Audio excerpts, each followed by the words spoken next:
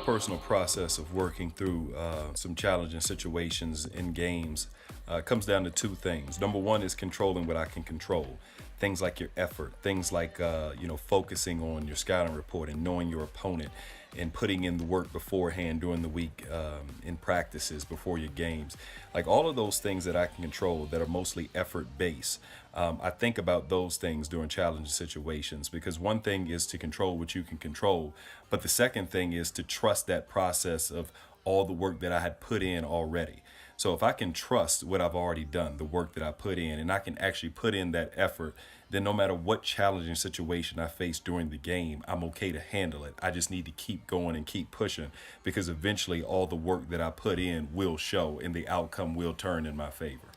So when faced with a setback, the most important thing that an individual player or a team can do is to have what you call a next play mentality. And all that means is no matter what happens on the previous play, whether the other team does something that hurts your team, whether you yourself make an individual mistake, whether your teammate makes an individual mistake, whatever the case may be, the most important play is the next one. And that's how you overcome those tough situations. The best teams get over the bad plays and they get on to the next one. Even the best teams, they get over even the good plays and think about the next one. The next play is always the most important one. If you're dwelling on what happened the previous play, whether it was good or bad, but especially during a setback, then it can mess you up for what's to come in the next plays. And the next play is always the most important. So again, developing a next play mentality is the key for handling setbacks for a team and an individual. So one specific challenge I had to overcome this season was I had a game where I played about 20 or 30 minutes or so.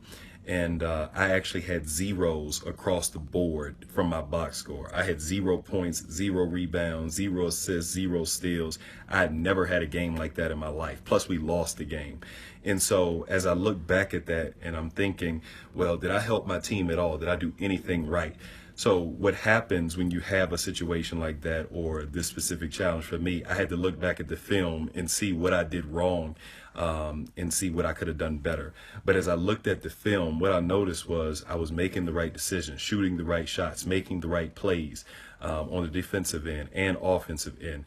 And so I had to say to myself, and like many of us do when we have tough games, that, hey, I did the right things. I need to continue to do them and not change them to affect the box score. Because if I'm looking at things the way I'm supposed to, if I'm looking at film and doing the right things, offense and defensively, then I need to keep on doing it and the results will change. You have to trust that the results will change if you're doing the right things. Now, if you're not doing the right things as you look at the film and you look back at it, that's a different story. You need to change something in your preparation, in your focus, in your attitude, whatever the case may be. But in that case, for me, I was able to overcome such a terrible game that looked like a terrible game on the box score by looking back at it, analyzing what I did, and realizing that, hey, I just need to keep doing exactly what I'm doing and things will turn. And I did that, and things did end up turning in the next few games. And that same effort and same focus and same attitude produced much better results than that one.